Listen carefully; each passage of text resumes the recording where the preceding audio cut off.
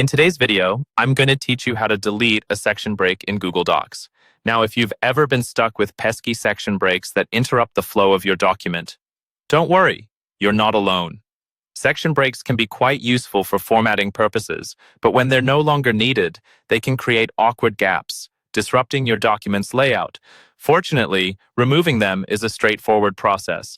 Start by opening up your Google Doc. Once your document is open, you'll want to navigate to the specific section where the break is causing you trouble. The first crucial step is positioning your cursor correctly. Click right at the end of the paragraph that immediately precedes the section break you wish to remove. It's important to get the placement just right, as this will set you up for success in the next step.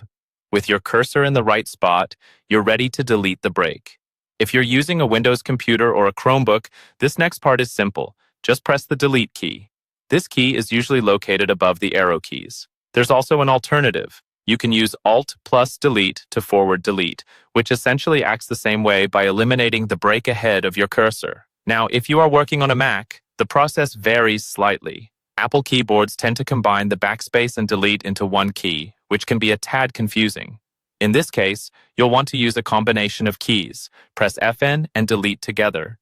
This will perform a forward delete, effectively removing the section break directly following your cursor. After deleting the section break, you might notice some extra spaces left behind. This can happen due to how section breaks can sometimes alter the spacing between your paragraphs. Don't worry though, fixing this is really simple. Just repeat the same process, click at the end of the remaining text or spaces, and use the delete function again. Go through your document with a quick scan to ensure everything looks nice and tidy, ensuring that your document maintains a professional appearance. In summary, whether you're using a PC, a Chromebook, or a Mac, the steps are designed to keep the process as painless as possible. By following these simple instructions, you can remove those unwanted section breaks and clean up your document precisely the way you want it.